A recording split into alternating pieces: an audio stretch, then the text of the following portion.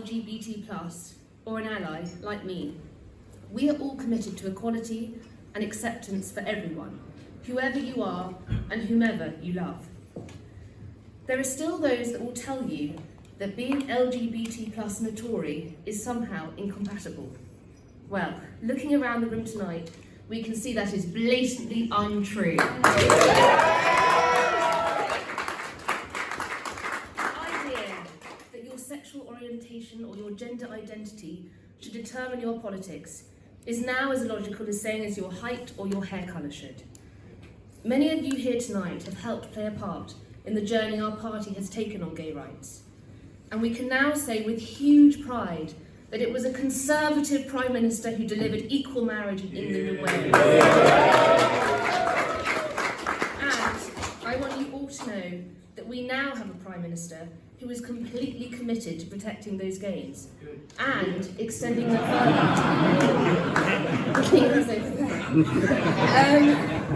As a backbencher, Boris broke the whip to vote in favour of repealing Section 28. As Mayor of London, he supported same-sex marriage.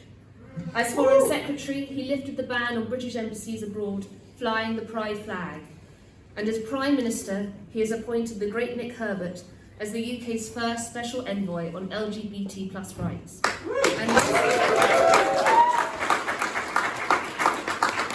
And last year extended same-sex marriage to Northern Ireland.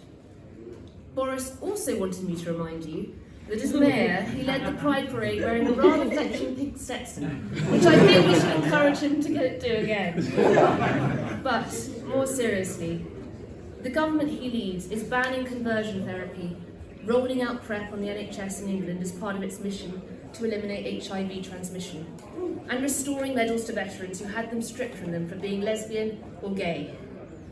But for all the progress we have made as a society, we know there is still a long way to go. The LGBT+ community still faces stigma, harassment and discrimination, with hate crime still a fact of life.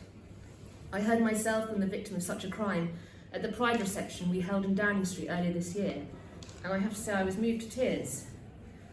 Around the world, being LGBT+ is still a crime in 71 countries.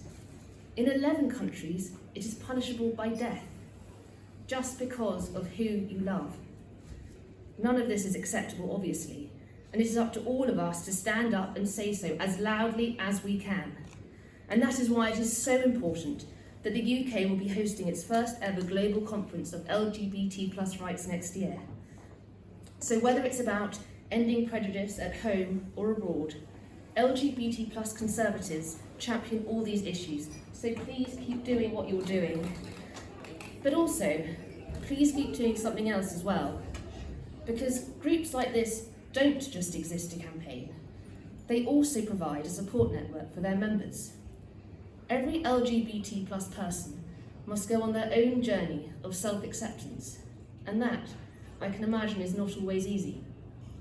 There will be some people here tonight who are out to their friends, but maybe not to their family, or to their family, but not their work colleagues. There might be some people here who are not out to anyone, or questioning who they are. Wherever you are in your journey, I can assure you, you are among friends here.